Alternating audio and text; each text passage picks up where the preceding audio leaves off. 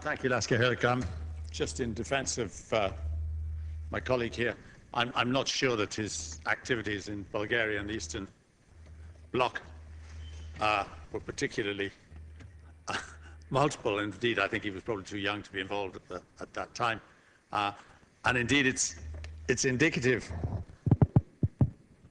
of the European attitude to us, I suspect, and it's a problem that we have here, in that there is so little criticism in this House of bills of this sort. That's not the deputy's fault, but the reality, of course, is that the opposition here is to some extent emasculated, as the deputy said, by the virtue of the fact that they negotiated a lot of the deals to which we referred today, and the government is also equally emasculated by the fact that it acquiesced in these deals after saying it would do the opposite when it was out of power. So if Europe looks at this going through the Dáil today, Europe is not going to regard it, this bill, as being threatened or being under any serious political analysis, because there is such an extraordinary consensus in this House about the willingness of members of this House to rubber stamp whatever comes from Europe. That's an unhealthy political situation. It's one in which we find ourselves. But it doesn't strengthen, ironically, the government's hand that there are so few people and so few deputies elected in this House who are willing to put a critical mind to legislation of this sort, which might as well have been written, and was indeed written, in the Bundestag. And it's a pity that we don't have more criticism of this. And we know that this bill is going to pass through very easily. It's going to pass through and cause no concern in Europe, because we should take the opportunity of bills of this sort, and there have been plenty of it, to play for Ireland and not for Europe. And we have to ask the question, not if this is in the interests of Europe, but whether it's in the interests of Ireland. And it's really time that we stopped taking our scripts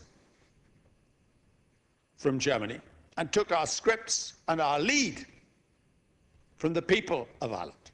It's no coincidence. I was in the City of London the day before yesterday, and I got the same reaction as I get throughout Europe when I'm there, as I'm sure other deputies do. They say, you guys in Ireland, you're doing a great job with your economy. You are the poster boys for, they don't say poster boys for austerity, but we're very pleased with you. What does that mean? It means you're doing what we want you to do. Not necessarily, I always answer them, ask the people of Ireland what they feel about the austerity. Because the people of Ireland don't like it. But the people of Europe, or the government, not the people of Europe, but the governments of Europe, the establishments in Europe, the officials in Europe, the civil servants in Europe, and the Eurocrats love us. And that's not where we want to be. And I cannot understand the craven attitudes of our ministers, of our government, of the Labour Party, when they get out to Europe. And instead of implementing a European agenda in the 6 months which is coming up, they should be causing merry hell in Europe and putting Ireland first. They should put Irish demands first on the table, not an acceptable policy in Europe. But who cares about that? We're in a desperate situation, and we need to take radical measures and radical attitudes. And you know, when you look at this bill here today, you have to ask, how in the name of God are the Greeks getting away with this? As the last speaker said, 3 bailouts they've had. And I'll predict there'll be more to come. And every time the Greeks eyeball the German Chancellor she blinks. Every time we eyeball the German Chancellor, she pats us on the head and we go off purring. Why is it that we cannot take the attitude that we are not a petty people and we are a people not to be trifled with? We do have, and I'm not suggesting we go down the Greek road, that had extremely ugly street consequences. I don't believe in any of that. But we could have, when it comes to a bill like this sort, we could have not completely disposed of our critical faculties. We could say, why are we giving this to the Greeks? And should Ireland, a bankrupt country, really, realistically get involved in bailing out another bankrupt country, which is what this bill is about? I know that we've stepped out as a guarantor of some of the debts, some of the debts, but we're still liable for those, I think, that were incurred pre our own bailout period. But that attitude just doesn't seem to occur to the government here. I don't understand, and we'll get on to the whole default write-off, maybe if I have time later on. I don't understand why I had to read in the newspaper this week that the French finance minister, and I think it was our public expenditure minister and minister for finance, had a cozy little meeting this week. Out came the French finance minister, and he said, we are supporting a banking deal for Ireland, the promissory notes. He wasn't more specific than that, and it's a very easy thing to say, and everybody supports a deal for Ireland until it gets to the specifics. It's the sort of deal that matters. And then he was asked whether corporate tax was on the table. Some journalists trying to create mischief. And he said, as a friendly gesture, corporate tax, not on the table at all. This was to save any embarrassment to Irish ministers. There was obviously a sigh of relief around the table from the Irish ministers when that was said, because that could be sold as, don't worry, it's not there. But you know who should have put corporate tax on the table? Ireland should have put corporate tax on the table. Because we forget that tax is still one of our preserves. It's one of the areas where we still have actually got autonomy.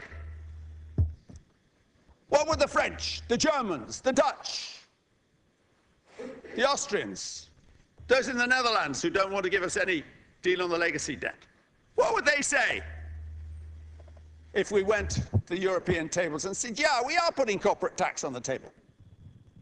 We're going to reduce it. We've decided that corporate tax is too high in Ireland. 12.5% is too high. We're going to bring it down, and I'll tell you why we're going to bring it down. We're going to bring it down because we want more multinationals in Ireland. We want to undercut what's going on in Europe.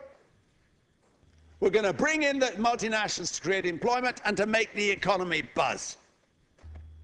Not an easy thing to sell politically to my comrade Richard Boyd Barrett, I agree. But certainly, something would make them sit up and think in Europe. And I must say this, I see no reason why we should apologize too loudly or too openly about the fact that maybe some of our multinationals are not paying the full 12.5%. Because throughout Europe, the headline rate is not adhered to by anybody.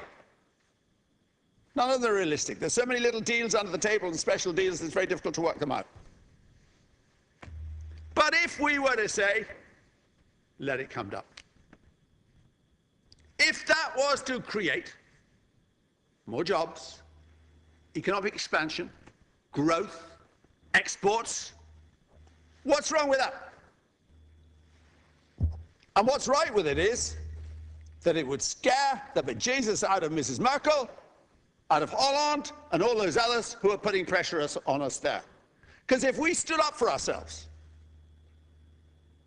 and that's not a threat, that's a realistic proposal, on this issue, on the issue of corporate tax, if we stood up for ourselves when we get bills like this coming through and don't rubber stamp them, there are no sanctions open to Europe if we take that particular attitude. Because the issue of default has been the one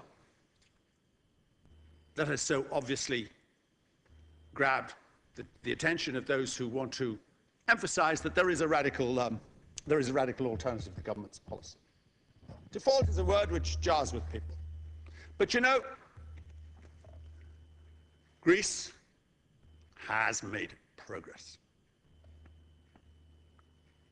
Greece has won every battle it fought with Europe, by denial, by defiance, and by default.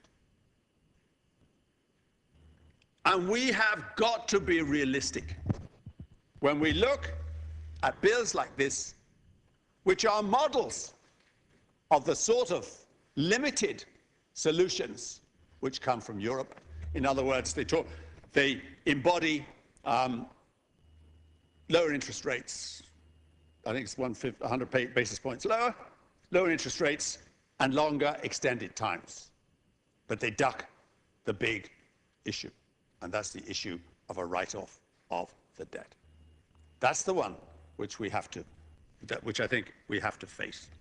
And it was very interesting when I think it was Deputy Boyd Barrett, Deputy Fleming, and other deputies at the Finance Committee the other day, recently. Deputy Matthews was there as well.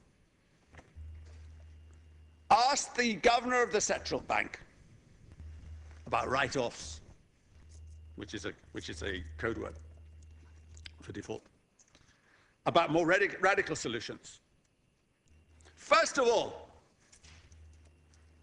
he came out with the same old line that the result would be, and we've heard it today,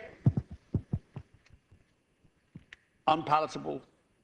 But he refused to spell out what would happen, because we don't know. And when he was then asked, the great old canard, what will happen to the ATMs? And we've heard the ATM message so often from every government spokesman out and every apologist for this terrifying prospect of defaulting. What would happen to the ATMs? Patrick Honan said, no, actually, the ATMs will be working. So if that comes from the governor of the central bank, let's hear a little less of it from others. The ATMs will open if there is a write-off of the debt, and of course there will. What we don't know is what will happen. But you know, we're very fond of hearing, and it's just become fashionable again in the last few weeks through no coincidence, we're hearing about Argentina, which defaulted. And no one is saying that default would be easy. Write-off would be palatable, and a negotiated write-off would possibly be acceptable if we played it properly. Argentina is one case. We don't hear so much about Iceland, and we don't hear very much about Russia. High-profile defaulters in recent years. Iceland was back in those sacred markets within 2 years. Russia prospered. And indeed, the point at which Russia defaulted marked the lowest point in its economic fortunes. And after that, it began to rise. We must look at going back on all these deals and saying write-off is the road we prefer. Because when I look at the possibility of the Anglo deal, and the Anglo promissory notes deal will be done, It'll be done in very good time, and my guess is it's done already, and the only problem is the timing of the release and not to make it look like a done deal too quickly. That has the prospect, I may be wrong, I don't want to criticize in advance, but if the government comes to us here and says we've got a deal, it involves putting this out to a 30, 40-year deal. We've got to lower interest rates. This is a great triumph. They shouldn't bother. Because to saddle the next generation, or a generation later, with debts which we might be paying now, is no triumph. To give your children and your grandchildren something which you might enjoy yourself is not a great victory. It will be portrayed, of course, as a great political victory. It will be politically convenient for the government to come and say, we're not paying the 3.1 billion this year. And it will be politically convenient that they will obviously have a more benign electoral environment as a result. But if they say, yeah, it will actually be more money in the end, or similar amounts, but your grandchildren will have to pay it, that is not a solution. But there is a solution. There is a solution, which is to go for a large write-off of the capital. There's a flaw in this bill, which I think it's very difficult to resolve. And that is that the guarantors to Greece and the EFSF money which is involved is fragile and it's limited. If we continue lending money with guarantors of this sort, the system is in very big danger of collapsing. You know, it's bad enough for Portugal and Ireland, who are already in bailout programs themselves, to be guarantors or to be involved in lending money under schemes of this sort. But there are other countries in massively fragile situations. Minutes remaining. Are we realistic when we're including Spain, which is on the point of a bailout? We're including Cyprus, which has been bailed out as well. We're including Italy in a precarious situation, as some sort of solid nations that can afford to be involved in a rescue of this sort. The solution is to look for write-offs, not to look for bailouts by drowning citizens, rescuing drowning citizens. I want to just mention the issue, before I finish then, raised by Deputy Keefe and responded to by Deputy Lawler. And it is an issue of hope and confidence, and I would like to see more hope in what has been said today. And the issue of the Bank of Ireland preference shares, the cocoa shares that were purchased. And you know, Deputy O'Keefe, I think is correct. To be selling a stock on a 10% coupon when you're borrowing in the markets at 4% doesn't seem on the surface to be particularly intelligent. It also seems that to excuse that by saying, this is all about confidence, this is all about market confidence, is a bit unrealistic. I think, just coming to an end, you know, Ireland was mugged in this particular deal. They took us for a ride, and the evidence for that is this. The day after these 10% preference shares were bought. The day after, they were queuing out, the same people who bought it, and a mass of others were queuing outside the Department of Finance, attempting to do exactly the same to the AIB stocks. Thank you, Deputy.